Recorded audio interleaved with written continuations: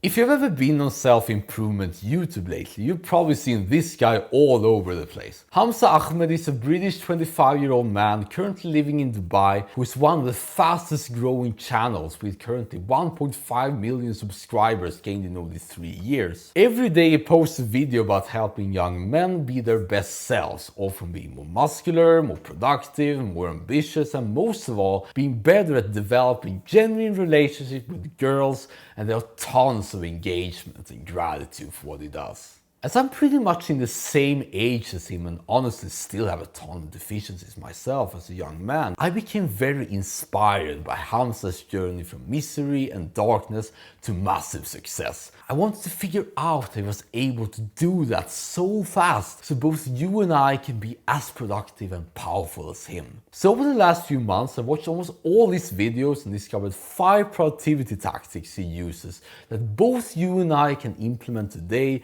to become as powerful as Hamza. And although he has made videos about productivity, some of the tactics I share with you are quite non-obvious. You don't really recognize them first. I think you'll find great value in today's video. The first productivity secret Hamza uses is foundation first. If you go back to his older videos, you'll find that they are quite simple in terms of production value. Just Hamza talking in front of the camera. And that's something I do not believe many people recognize, but I believe it was absolutely essential in order to be where it's at. When I was starting out YouTube back in July, I thought I needed all this fancy cinematics, this fancy editing and all that stuff in order to get that retention and goldfish attention span from others. So I prided myself with, wow, look at this beam of light, all these B-roll shots, filming on the beach, and even recently transformed myself into a cat. But that video is still worth watching though. But now when I look back, I sounded absolutely awkward, preachy, and honestly quite disgusting. There was no authenticity at all, just a very needy kid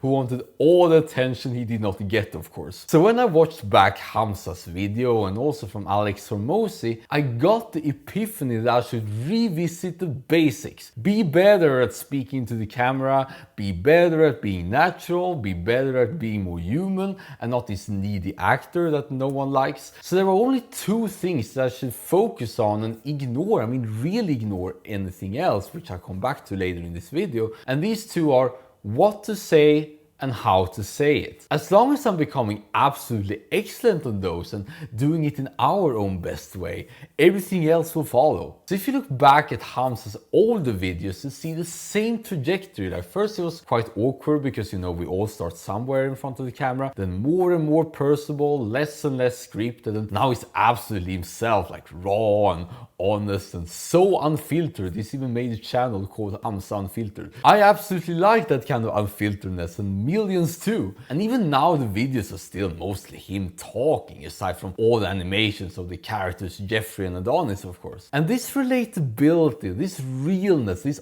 honesty, this authenticity, what you call it, is what I believe to be Hamza's second productivity tactic. The way he speaks is way different than you probably see from average YouTubers who tries to impress their viewers with some kind of light show scenario and then beg for subscribers, their own product, and then optimize the videos with tags, keywords, and whatever. And especially on his second channel, and even on his main channel too, he's 100% himself. He has told stories about being addicted to drugs, to all his previously failed encounters with girls. He also encouraged other people to be more authentic and themselves. And that authenticity is something I try to be better at every day for this channel. Sure, I've never done drugs or even had a sip of alcohol actually, but I can be very open with other stuff I've done, like now being a virgin and being quite autistic in elementary school, not to mention all my old videos. Because that's what people relate to. If we can see someone who has been in a dark place but now is stronger than ever, that someone is a role model that we want to show up day in and day out for, helping us to become our best selves. And all this is amplified thanks to his characters Jeffrey and Adonis, which is brilliant, by the way, brilliant concept. Jeffrey represents the bottom percentage of men, while Adonis is the ultimate man. And this storytelling and comparison between those 2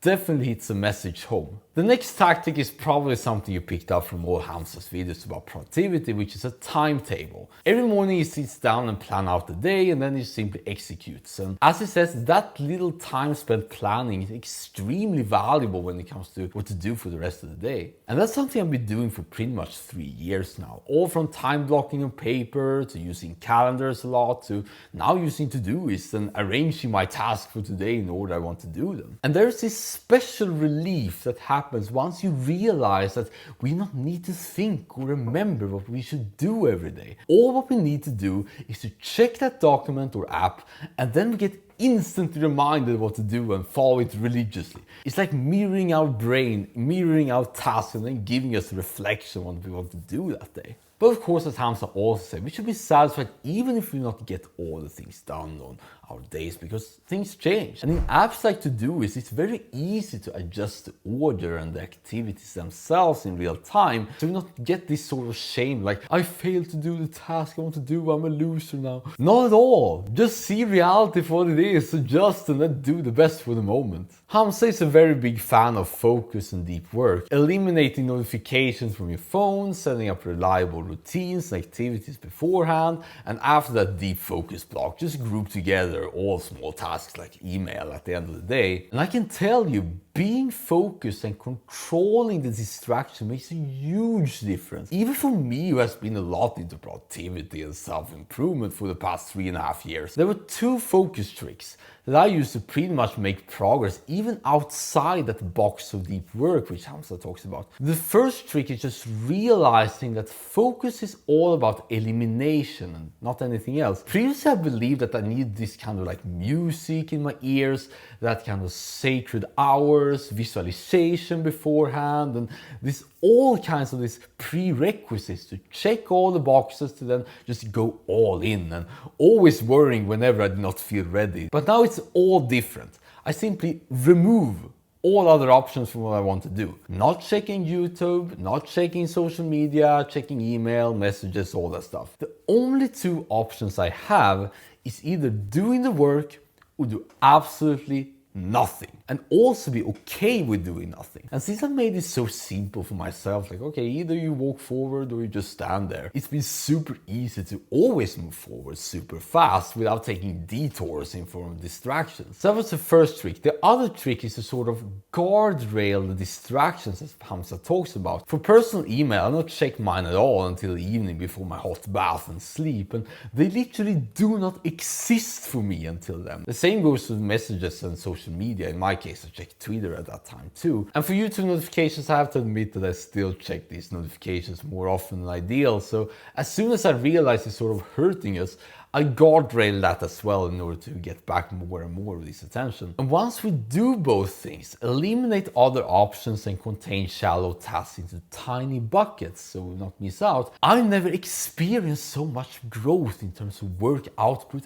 ever. And I attribute a large part of this to Hamza actually. Speaking of focus, Hamza is also a big fan of meditation. And as I've been meditating almost every day since age 4, yes, you heard that right, I can definitely validate that. My current 2 hours a day of meditation definitely give me enough perspective and restoration, so I do not need vacations and you just continue non-stop every single day. I mean, really. And I'll make a whole video about my meditation experience coming soon. The last one is something Hamza says at the very end of every single video he makes every day. Do the hard work, especially when you don't feel like it. Do the hard work, especially when you don't feel like it. Do the hard work, especially when you don't feel like it. Do the hard work, especially when you don't feel like it. That is discipline in a nutshell. Anyone can do important activities whenever they happen to feel good or motivated, but what separates champions like you from other people is that we are able to still show up and do the work no matter how we feel before. You want to know a very cool secret actually? I actually feel even more motivated to do the work when I do not feel like it. I see it as some kind of a level up, some kind of a challenge. It's like,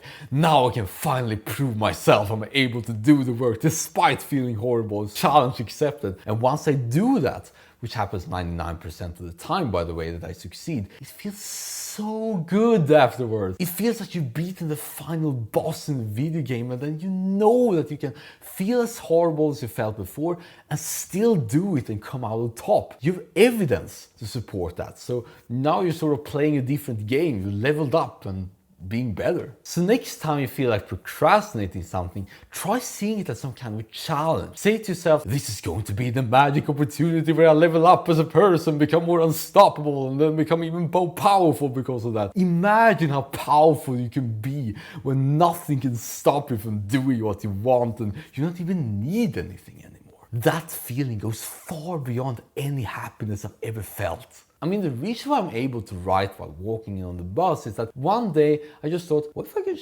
make progress whenever I go to the gym and stuff like that, if I already spent time doing that stuff. And then I tried it, it worked. Maybe not as fast on computer, but still a massive victory. So as long as you and I use the 5 secrets with a foundation first, being extremely authentic, having a timetable, enter deep work and do the hard work, especially when you feel like it, both you and I can experience that exponential and staggering growth that Hamza has, and also getting way better in handling the love life too. I'll leave a link in the description to Hamza's channel, which I highly encourage you to check out, subscribe if you found as much value from him as I did. And Hamza, if you happen to watch this exact video, know that you're doing an absolutely amazing service to all of us. Sure, none of us are perfect and we have flaws, just look at me, but your intentions are truly genuine. You inspire me and millions of people around the world. I want you to feel that gratitude in your chest because you bar none deserves it. Thank you, Hamza, for what you do. Other than that, I'm interested to hear your comments, and now I mean the amazing you that are watching this. What's been your experience with focus and the other 4 tactics? And as always, I'm very eager to learn from your experience. Until then, thank you so much for taking your valuable time and attention to stick around, and see you in the next video.